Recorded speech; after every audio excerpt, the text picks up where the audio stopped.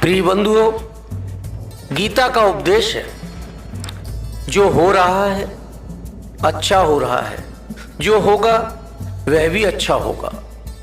तो अतः प्रिय बंधुओं, जो कुछ भी होता है वो ईश्वर की अपार अनुकंपा से होता है। उसकी इच्छा के बिना कोई एक पत्ता भी नहीं हिल सकता। फिर तुम्हारे जीवन में हो रहे बदलाव बिना परमात्मा की आज्ञा से कैसे हो सकते हैं? एक संतान को जन्म देने वाले माता पिता उससे कितना प्रेम करते हैं, उसकी प्राण रक्षा के लिए अपने प्राण भी न्यौछावर कर देते हैं। मित्रों, मैं यहाँ पर एक आपको उदाहरण बतलाता हूँ।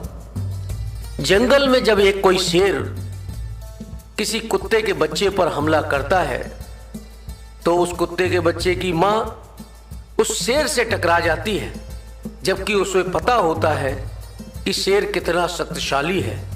लेकिन वो एक माँ होती है जो जन्म देने वाली होती है और अपनी संतान की रक्षा के लिए उस शेर से लड़ जाती है और उस पर टूट पड़ती है। हो सकता है उसका जीवन समाप्त हो जाए, लेकिन वो अपने बच्चे की रक्षा अपने जीवन काल तक करती रहती है। फिर सोचो, जिस ईश्वर ने आपको इस पृथ्वी पर भेजा है, जो संपूर्ण सृष्टि का पिता है, क्या वह तुम्हारे विषय में नहीं सोचता होगा? क्या उसने तुम्हारे भविष्य की योजना नहीं बनाई होगी? निश्चित रूप से उसने कुछ आपके लिए अच्छा सोचा होगा। तुम तो परमात्मा के प्रिय बच्चे हो, वह तुम्हारे बारे में बुरा कैसे सोच सकता है? तुम्हारे मन में जो भी संदेह है उसे मिटा दो। उसके स्थान पर प्रेम, समर्पण और विश्वास इतना भर दो कि आपके हृदय में कोई भी स्थान न बचे किसी अन्य विरक्ति के लिए। जिस हृदय में समर्पण, भक्ति, श्रद्धा और विश्वास होता है, वहाँ निश्चित रूप से परमात्मा का वास होता है। जहाँ परमात्मा का निवास होता है बंधुओं, वहाँ दुख और पीड़ा, संकट कैसे आ सकते हैं, वो तो पहले से ही ईश्वर के द्वारा भरा जा चुका है।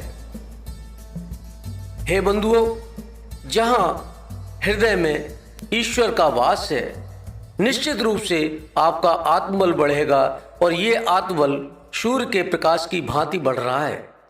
ईश्वर की प्रिय संतान हो, आप हमारे साथ प्रेम से बोलो, जिससे सभी संकट, आपके कष्ट, जितनी भी विपत्तियां हैं, सभी दूर होंगी। निश्चित रूप से इसे आप प्रतिदिन कम से कम 21 दिन तक करें, निश्चित रूप से आपके कष्ट दूर होंगे। आप हमारे साथ बोलिए, मैं ईश्वर की प्रिय संतान हूँ। प्रिय बंधुओं, विश्वास माने आपके आसपास से नकारात्मक ऊर्जा धीरे धीरे समाप्त होने लगेगी। मनुष्य हमेशा चाहता है कि कोई उसकी मदद करे। वह रिश्तेदार, भाई बंधुओं से आशा की उम्मीद रखता है और रखनी भी चाहिए। लेकिन ऐसी ही आशा एवं विश्वास स्वयं पर अगर आप करते तो निश्चित रूप से आपके कर्मों का फल आपको प्राप्त होता। हे बंधुओं, आप अपने ऊपर विश्वास रखें, ईश्वर पर विश्वास रखें। निश्चित रूप से आप अपने स्वयं की सहायता करेंगे तो ईश्वर आपके साथ होगा। प्रिय बंधुओं, मैं आपको यहाँ एक बात बतलाता हूँ। जिस प्रकार से आप कोई गेहूं की बोरी को लेकर के आटा बनवाने के लिए, गेहूं को पिसवाने के लिए चक्की पर लेकर के जाते हैं, तो उसे सिर पर रखने की आवश्यकता होती है। तो सिर पर रखने के लिए जो आपके प्रिय बंधु हैं, रिश्तेदार हैं, घर परिवार के हैं, वो उठा करके आपके सिर पर रखते हैं। लेकिन उस वजन को, उस गेहूं रूपी वजन को आपको चक्की तक स्वयं को ही ले जाना होता है। रिश्तेदार या घर परिवार आपके साथ नहीं जाता। इसी प्रकार से सांसारिक वजन, जिसे हम लोग कह सकते हैं जिम्मेदारियां, आपको ही निभानी है। निश्चित रूप से आप हमारी बात समझ गए होंगे। रिश्तेदार, भाई बंधु सिर्फ आपकी मदद कर सकते हैं। जिस प्रकार से गेहूं की बोरी रखी थी, इस प्रकार से कोई सहायता कर सकते हैं। उस वजन को, उस जिम्मेदारी को आपको ही ले जाना है।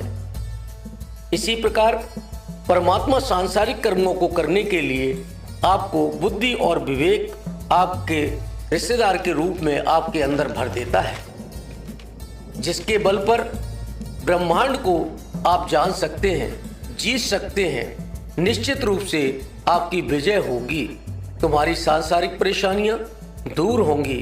तुम अपने आप को पहचान चुके हो, जान चुके हो, आपका आत्मबल बढ़ चुका है। निश्चित रूप से आप ईश्वर के साथ हो, ईश्वर आपके साथ है, भक्तजन आपके साथ हैं। मेरे साथ प्रेम से बोलो, जय श्री राधे, जय श्री राधे, जय श्री श्याम।